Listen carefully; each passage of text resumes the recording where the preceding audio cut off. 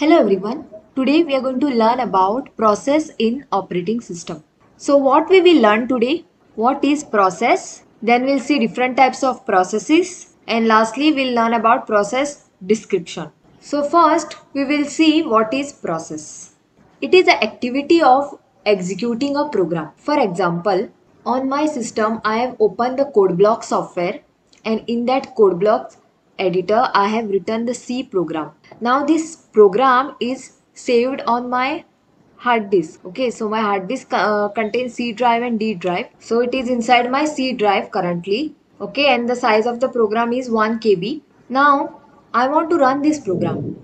So when I click on the run button over here, what will happen? Then this program will be loaded inside the main memory, that is inside the RAM. And from the RAM, CPU is going to take it and my program will get executed and answer will be shown to me on the console. So your program, when you click on run button, your program becomes the process because it is gone inside the main memory, that is RAM, because program is a passive entity. When you don't run it, it is called as program. But when you click on the run button, when your program starts running, it is a process. Now process is put up in the four sections of the memory, that is stack, heap, data and text segment. So some part of the process will go inside the stack segment, some part of the process will go inside the heap segment, some part of your process will go inside the data segment and some part will go in the text segment. So this is an abstract view of a process. So when your program gets loaded inside the main memory for execution, it becomes the process. So it is a program under execution.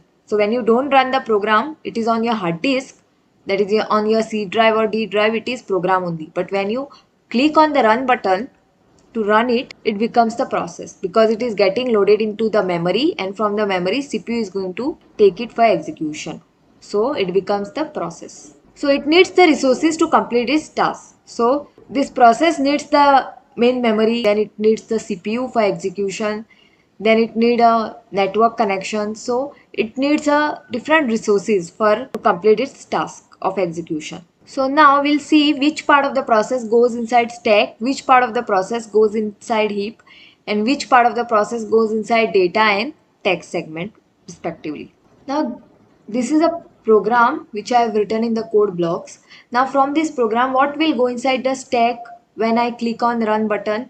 All the local variables which I have created like int n, comma I, comma x, these are called as local variables. Why they are called as local? Because they are defined inside the function. The variables which are defined inside the function and they are not having any static or register keyword, that means they are normal local variable and they will be stored inside the stack only. So these variables will be stored inside the stack now, n, I, x.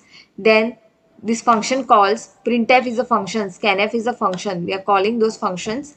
Then insert function, print function, user defined function which I have created, all will be stored inside the stack. Okay, because activation record is created of each function and that record will be created inside the stack segment. Next is heap segment. Inside the heap segment, dynamically created variables get stored. That is using malloc and calloc, if you have created any variable, that will get stored inside heap segment. For example, in my program now I have created this temp variable using dynamic memory allocation. I've used the malloc function to create this temp variable.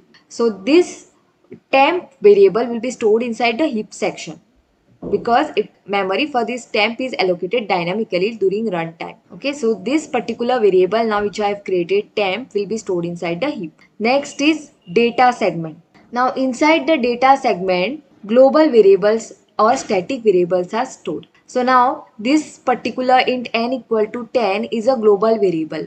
Why?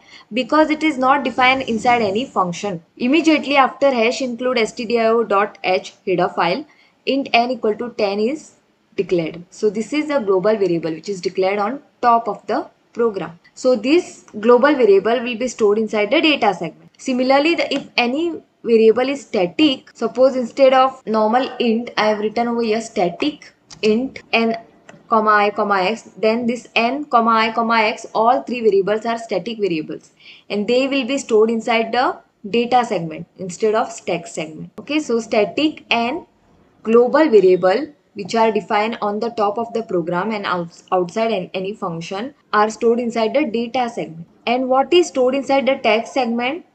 Inside the text segment, the machine instructions are stored, which are to be executed. Text segment is also called as code segment. In this segment, the machine instructions are stored. Okay, that is, now program counter will point to the instruction which is going to get execute next. So which instruction address program counter is having currently?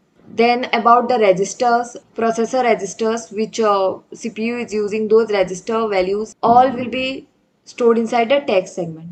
If any register is used for storing the data or for any computational task, then that register details are also stored inside the text segment. Then this program counter and all the machine instruction, that your program gets converted into machine level language. So the instructions, which instruction to be executed first, which instruction to be executed last, all those details will be stored inside the text segment. And it is in read-only mode. You cannot modify the text segment. And you can share the text segment. If the data is same of multiple processes running, then those processes can share the text segment. Their data they can share, which is common between them using the text segment. So this is the abstract view of any process. Every process is loaded in these 4 sections only. This is what we call it as a process. Now next we will see types of processes. There are 2 types of processes. One is user process and other is system process. Now user process is executed in user mode and system process is executed in privileged mode. User process means what user is creating, those processes. Customized application. Now suppose I will give you the example of user process. So now I have opened the code blocks. I can close the code blocks whenever I want. Okay, and if I don't want to close the code blocks and I want to open the Word file on my system. So these are what the user process is. As a user, I have installed code blocks on my system. Similarly, I have installed Office on my system. So I can open it and close it whenever I want, and I can switch also in between. For example, when I am writing the code in the code blocks, in between if I want to go to Word, I can go. I can open the Word and I can start typing over here. Okay.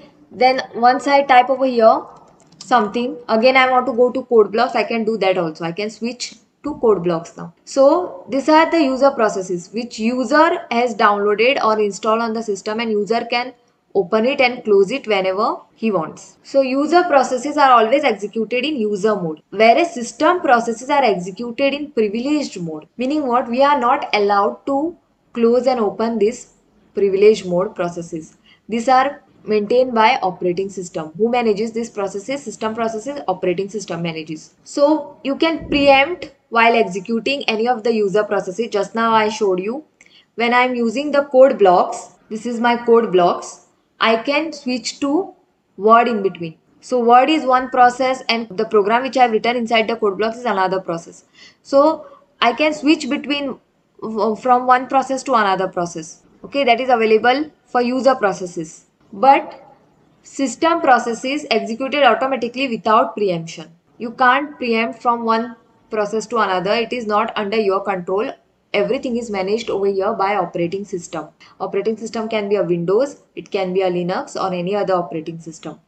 That operating system will manage system processes in privileged mode, and they are automatically executed without preemption. Preemption means what? You can switch from one process to another process in between. Whereas non-preemption means what? You cannot switch. When you are working on one process, you have to complete that process, close it, and then only you can go to other process. That is called as non-preemption. So next we will see process description. Now every process has 3 components. One is executable program, that is your code section, where all your machine level instruction will be present. That is your code which you have written in high level language. Your normal C code will be converted to machine level. The instruction will be stored along with the other processor register details, and the program counter details will be stored inside the code section or text section. This is also called as text section. Then second component of a process is data section. Okay, in the data section I already told we store global or static variables or data inside this data section. So this data and code section makes your user address space. So whatever user has written or user has done on the computer, that will be stored inside the data and code segment. Now third component of a process is execution context of process. Inside this process information, that is process control block and stack segment, the execution information of the process is stored over here. That is when you run the program, the activation records which are created of your functions get stored inside the stack. And we'll see what is process control block in the next video. So just remember, process information or the information about the process which is needed is stored inside this section. Both the things are called as context. Main thing about the process when it is executing is stored inside these two sections, process information and stack section. And the context section of the process is managed by your operating system, that is stack and process information is managed by operating system. So this was all about process in operating system.